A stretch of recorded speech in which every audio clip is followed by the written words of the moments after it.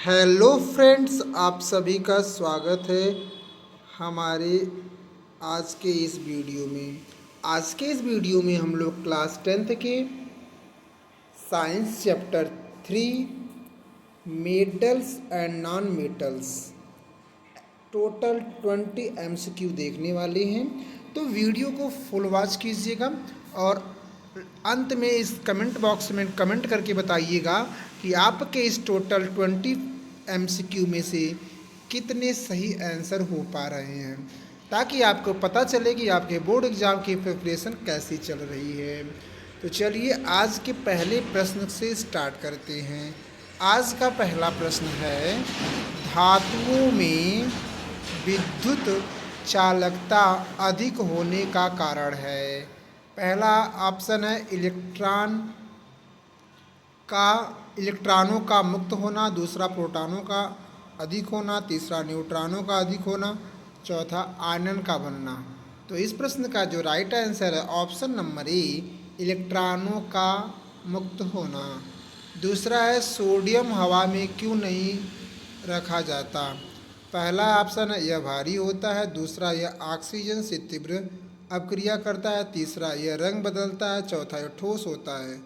तो प्रश्न number second का right option option number B, यह ऑक्सीजन से तीव्र अपक्रिया करता है। प्रश्न नंबर थर्ड है कि कौन सी धातु तरल अवस्था में रहती है। पहला ऑप्शन है सोडियम, दूसरा है पारा, तीसरा जस्ता और चौथा एल्युमिनियम। इस प्रश्न का राइट आंसर होगा पारा।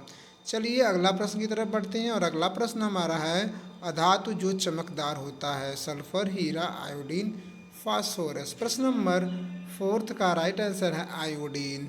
प्रश्न नंबर फिफ्थ की तरफ चलते हैं। प्रश्न फिफ्थ है, धातुओं का ऑक्साइड आमतौर पर होता है अम्लीय, उदासीन, क्षारीय, इनमें से कोई नहीं। ऑप्शन नंबर सी, क्षारीय।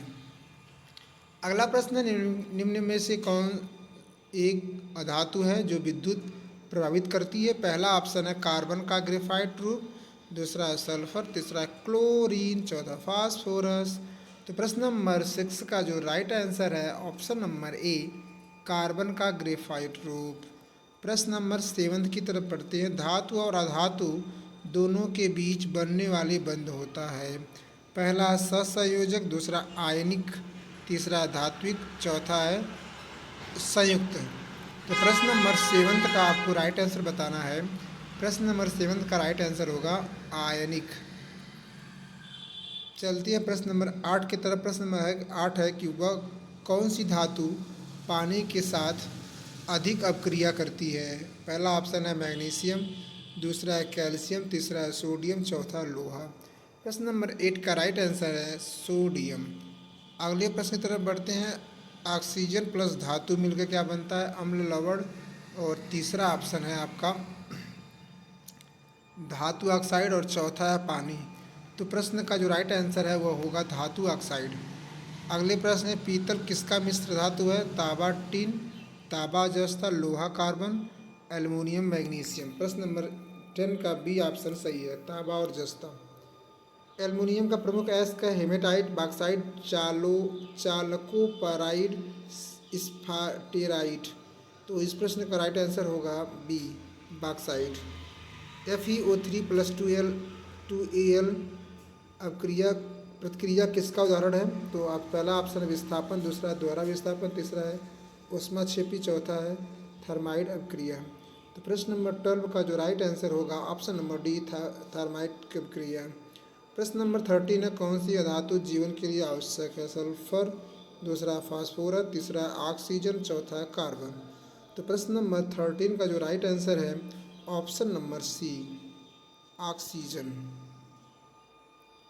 चलते हैं अगले प्रश्न की तरफ। अगला प्रश्न है, सोना किस कारण आभूषणों में प्रयोग होता है। कठोरता, दूसरा है अभिक्रियाशीलता, तीसरा है तन्यता और गुणता, चौथा है यह हल्का है। तो तीसरा ऑप्शन सही है, तन्यता और गुणता। धातु पिघलने पर क्या बनती है। गैस, द्रव, प्लाज्मा, भाप। तो सही उत्तर है द्रव। अगला प्रश्न है 16 नंबर, कौन सी धातु ठोस अवस्था में रहती है। Oxygen, chlorine, iodine, nitrogen. Correct answer होगा option number C, iodine. Steel मुख्य रूप से किसका मिश्र धातु है। लोहा, कार्बन, लोहा तांबा, लोहा जस्ता, लोहा एल्युमिनियम। प्रश्न नंबर 70 का राइट आंसर लोहा और कार्बन। प्रश्न नंबर 18 की तरफ बढ़ते हैं। Mg+O2 MgO यह किस प्रकार की अपक्रिया है? तो प्रश्न नंबर 18 का राइट आंसर होगा पहला ऑप्शन है संगठन, दूसरा अपघटन, तीसरा विस्थापन, चौथा ऑक्सीकरण। तो पहला ऑप्शन सही है संघटन। कौन सी धातु सबसे अधिक तन्य है? चांदी, तांबा, लोहा और सोना। तो सोना सबसे ज़्यादा तन्य है, ऑप्शन में डी सही है। अधातु जो ऊष्मा का खराब चालक है? ग्रेफाइट, हीरा, सल्फर, एल्युमिनियम। प्रश्न नंबर 20 का राइट आंसर है ऑप्शन नंबर 20। इस प्रकार से आज के इस वीडियो में 20 प्रश्न को हम देख चुके हैं। आप अपने कमेंट बॉक्स में कमेंट को अपने आंसर को अवश्य कीजिएगा ताकि मुझे पता चले कि आपकी तैयारी कैसी है। तो वीडियो देखने के लिए आपका तहे दिल से शुक्रिया। मिलते हैं ऐसे किसी शानदार वीडियो के साथ।